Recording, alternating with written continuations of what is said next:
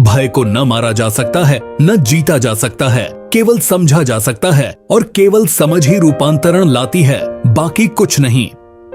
अगर तुम अपने भय को जीतने की कोशिश करोगे तो यह दबा रहेगा, तुम्हारे भीतर गहरे में चला जाएगा, उससे कुछ सुलझेगा नहीं, बल्कि चीजें और उलझ जाएंगी। जब भय उठे तो तुम उसे दबा सकते हो। भय को जीतने का यही अर्थ है। भय को तुम दबा सकते हो, इतने गहरे में दबा सकते हो कि तुम्हारी चेतना से वह बिल्कुल गायब हो जाए। तब तुम्हें कभी उसका पता भी न चलेगा, लेकिन वह बेसमेंट में पडीडिया रहेगा और अपना काम जारी रखेगा। वह तब भी तुम पर हावी होगा, तुम पर कब्जा करेगा, लेकिन ऐसे परोक्ष ढंग से कब्जा करेगा कि तुम्हें उसका पता भी न चले। लेकिन तब खतरा और भी गहरा हो जाएगा। अब तुम उसे समझ भी न पाओगे। तो भय को जीतना नहीं है, न ही उसे मारना है। भय को तुम मार नहीं सकते, क्योंकि उसमें एक प्रकार की ऊर्जा होती है और कोई भी ऊर्जा कभी नष्ट नहीं की जा सकती। तुमने कभी देखा भय के समय तुम में एकदम से बढ़ी ऊर्जा आ जाती है, ठीक जैसे क्रोध के समय ऊर्जा आ जाती है। वे दोनों एक ही ऊर्जा के दो आयाम हैं। क्रोध आक्रामक है और भय अनाक्रामक है। भय है क्रोध की गिनेटिव अवस्था और क्रोध है भय की पॉजिटिव अवस्था। जब तुम क्रोध में होते हो तो तुम में कितनी ताकत आ जाती है, ऊर्जा भर जाती है। जब तुम क्रोध में होते हो तो एक बड्ढी चट्टान भी उठाकर फेंक सकते हो। आमतौर पर उतनी बड़ी चट्टान तो तुम हिला भी नहीं सकते। क्रोध के समय तुम 3-4 गुना ज्यादा शक्तिशाली हो जाते हो। उस समय तुम ऐसी कई चीजें कर सकते हो जो क्रोध के बिना संभव ही नहीं है। और भय के समय तुम इतना तेज भाग सकते हो कि ओलंपिक खिलाड़ी भी ईर्ष्या करने लगे। भय से ऊर्जा पैदा होती है। भय ऊर्जा ही है और ऊर्जा को कभी नष्ट नहीं किया जा सकता। अस्तित्व से ऊर्जा की एक चुटकी भी नष्ट नहीं की जा सकती।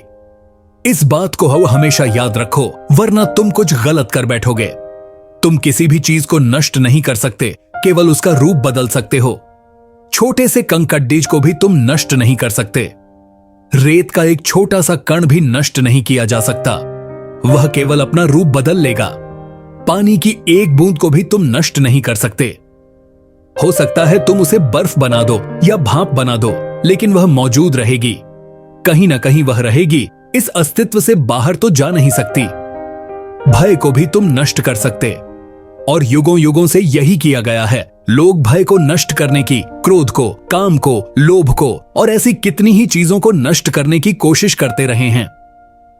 पूरी दुनिया इसी तरह कोशिश करती रही है और परिणाम क्या हुआ? मनुष्य उथल पुथल हो गया है। कुछ भी नष्ट नहीं हुआ, सब कुछ वैसा का वैसा है, बस चीजें उलझ गई हैं। कुछ भी नष्ट करने की जरूरत नहीं है, क्योंकि पहली बात, कुछ भी नष्ट किया ही नहीं जा सकता। तो फिर क्या करना है? भय को तुम्हें समझना है। भय क्या है? कैसे उठता है भय? कहां से आता है? उसका संदेश क्या है? बिना किसी पक्षपात के उसमें झांको, तभी तुम समझ पाओगे। अगर तुम्हारी पहले से ही धारणा बनी हुई है कि भय गलत है, कि भय नहीं होना चाहिए, मुझे भयभीत नहीं होना चाहिए, तब तुम उसमें झांक ना पाओगे। भय का आमना सामना तुम कैसे कर सकते हो? अगर तुमने पहले से ही निर्णय ले लिया है कि भय तुम्हारा दुश्मन है, तो उसकी आंखों में तुम कैसे झांक सकते हो? दुश्मन की आंखों में कोई नहीं देखता। अगर तुम सोचते हो कि यह गलत चीज है, तो तुम उससे बचकर निकलना चाहोगे, उसकी उपेक्षा करना चाहोगे। पहले सारे पूर्वाग्रह, सारी धारणाएं, पूरी निंदा को छोड़ दो।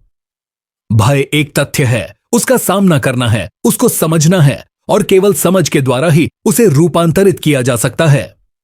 वास्तव में समझने से ही वह रूपांतरित हो जाता है, बाकी कुछ और करने की जरूरत नहीं है। समझ ही उसे रूपांतरित कर देती है। भय क्या है? पहली बात, भय हमेशा किसी इच्छा के आसपास पनपता है। तुम प्रसिद्ध होना चाहते हो, संसार के सबसे प्रसिद्ध व्यक्ति होना चाहते हो, फिर भय शुरू होता है। अगर ऐसा न हो सका तो क्या होगा?